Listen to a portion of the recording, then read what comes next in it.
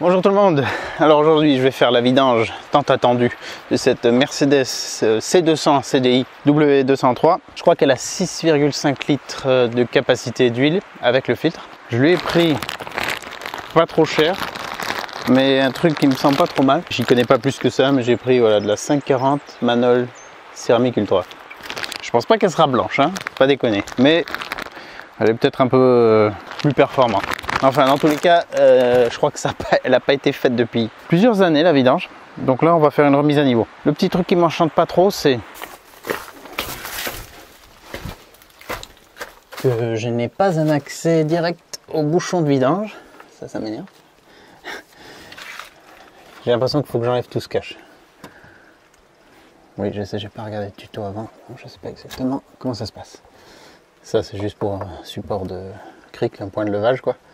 Mais je vois pas de petites trappes comme sur BM où on peut accéder au bouchon de vidange. Donc il n'y a pas l'air d'avoir des tonnes de vis non plus, mais bon, il faut quand même défaire 1, 2, 3, 4, 5, 6, peut-être 6 ou 7 vis pour retirer ce cache. Je vous dirai si c'est ça ou s'il y avait autre chose. Voilà, j'ai enlevé le cache, mais malgré ça, c'est pas encore là où je voulais. Il y a encore ce cache qui gêne là. Parce que le bouchon de vidange, il me semble être juste là. Putain, il y a un feutre sous le carter et tout. J'ai jamais vu ça encore. C'est Mercedes, je connais pas, je découvre. Donc ça, je crois que c'est bien le bouchon de vidange. Et je vais simplement essayer de mettre quelque chose. Parce que j'ai pas envie de démonter tout ce cache là-bas. J'ai pas envie de ravancer la voiture, d'en enlever plus.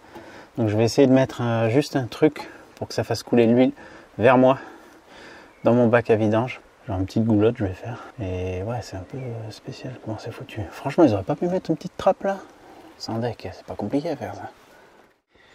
Alors c'est du 13. J'ai découpé un bidon en plastique comme ça pour me faire une sorte de goulotte.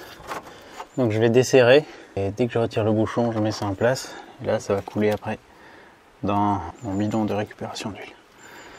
Voilà, j'espère que ça va le faire comme ça. Je vous dis ça de suite. Là, je peux pas filmer en même temps parce que quoi que si. Mais en fait, le problème c'est la lumière. Mes lampes ont cédé, n'ont plus de piles. Mes trois lampes light de travail ont toutes rendu l'âme. Je sais pas pourquoi. Avec cet hiver, ça n'a pas fait. Bon, allez, on va faire comme ça.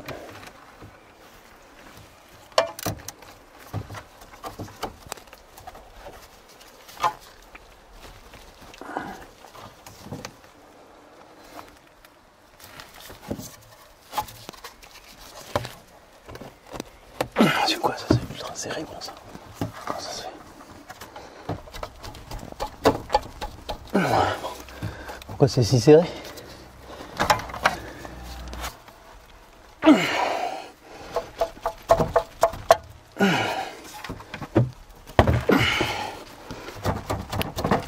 Aïe, putain de merde. C'est ultra serré. C'est pas inversé quand même. Ah si, je sais, c'est parce que ça fait tellement longtemps que ça n'a pas été fait.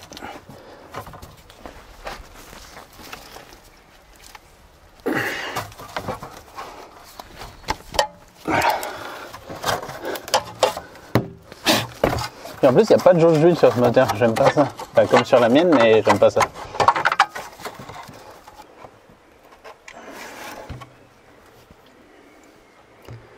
Voilà, bon, ça s'en sort comme ça. Je récupère le joint parce que j'en ai peut-être pas dehors. Si, j'en ai de rechange, il faut juste que j'aille les trouver.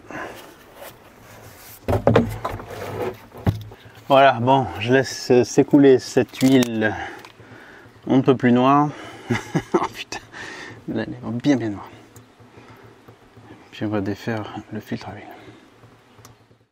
Alors pour le filtre, ça va se passer sous ce cache. Maintenant je peux, enfin je pouvais déjà l'ouvrir le bouchon, mais j'aime pas le faire au début parce que ça peut sortir trop vite et des fois encore plus vite. On n'a pas forcément besoin de ça. J'ai une cloche comme ça, issue d'un coffret comme celui-ci. Est-ce que c'est la bonne? Ça disait Mercedes, ouais c'est la bonne. Ok, donc je desserre.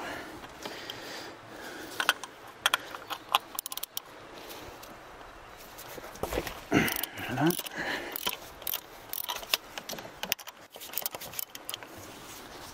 je prends la tablette de l'ancienne chaise haute parce que c'est bien pratique.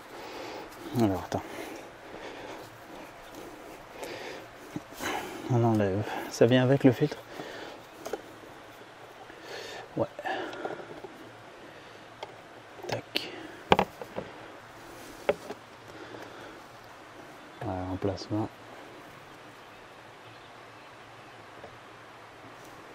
Ah, c'est bien, ça a l'air de se vider assez intégralement.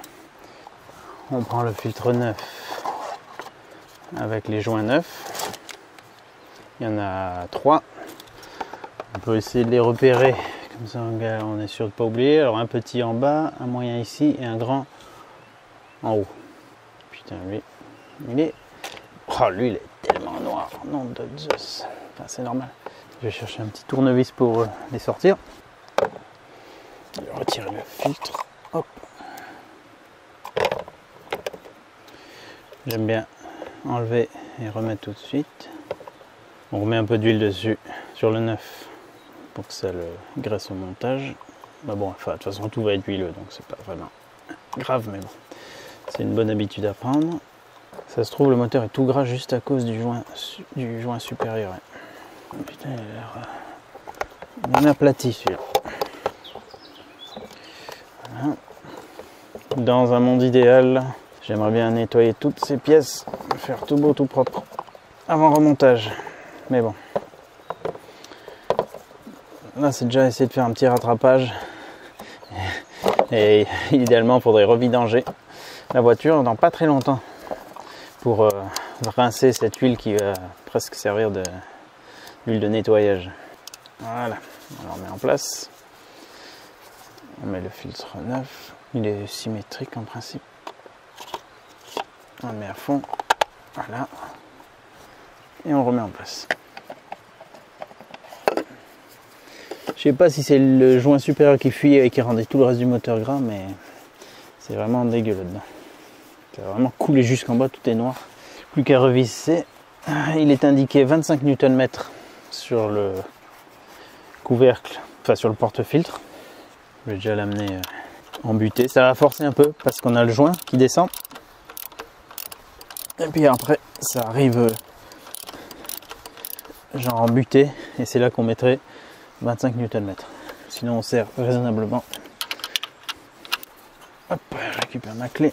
L'idéal c'est de pouvoir essuyer autour, avoir quelque chose d'assez propre pour qu'on puisse surveiller s'il y a un sointement.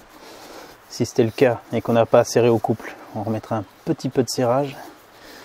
Puis si ça ne sointe pas, c'est bon. Là je vais remettre le bouchon de vidange avec un joint neuf et le revisser tout simplement, il n'y a rien d'intéressant à voir.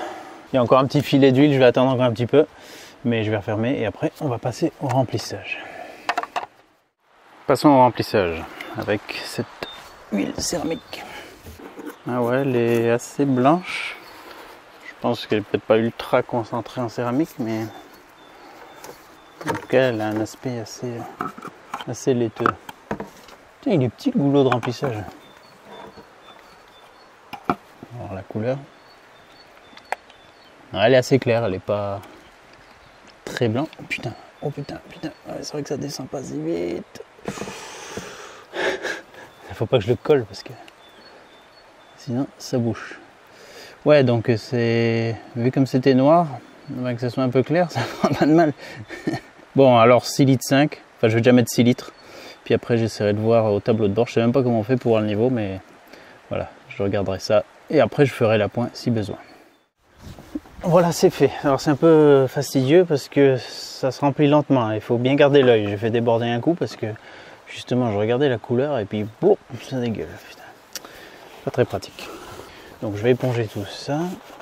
Puis, on va pouvoir redémarrer. Oh, ça va lui faire un bien. Bon, il y a une espèce de goulotte autour là qui récupère un peu de l'huile, mais malgré tout, je déteste en faire déborder. Mais je vois que je suis pas le premier parce qu'il y avait déjà plein de gras, plein d'huile quoi. Allez, démarrage.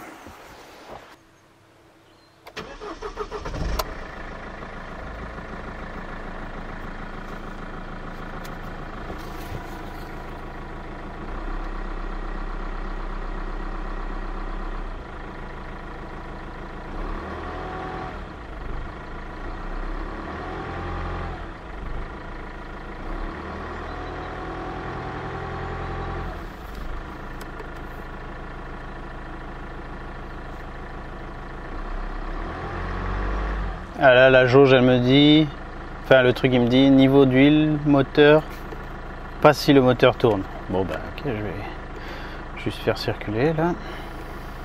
J'ai l'impression qu'il est déjà plus réactif, moins rugueux et plus silencieux. Ce qui ne serait absolument pas étonnant. Donc là je vais contrôler autour du bouchon du filtre à huile. Et puis au niveau du bouchon de vidange, qu'il n'y ait pas de fuite. Et si tout est bon, je remets le cache.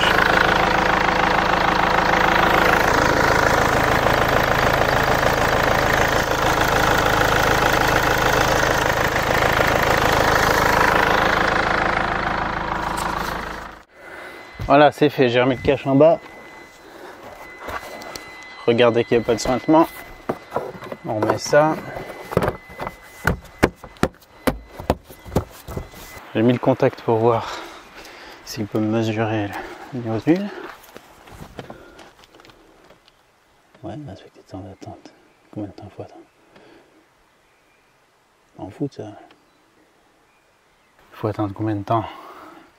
Elle doit descendre en dessous d'une certaine température ou quoi? Ah, bon. Je vais pas pouvoir vous dire, mais avec ces flèches, on va dans ce menu. Et puis, je pense que c'est à froid. Il doit pouvoir nous le dire. Ou à chaud, moteur coupé après un certain temps. Je ne sais pas trop. Pour la peine, je te redémarre. Ouais, il est quand même... Ouais, ça lui a fait du bien. Je l'entends direct au son. Et au démarrage, il prenait un peu plus de temps, comme si elle galérait. Comme si elle manquait de préchauffage. Genre. Et là, ça va un peu mieux. Bon.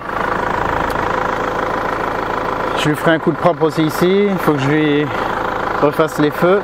Et puis j'ai vu que le commodo de lave-glace fonctionne absolument pas. De lave-glace, d'essuie-glace, tout. Il se passe rien du tout.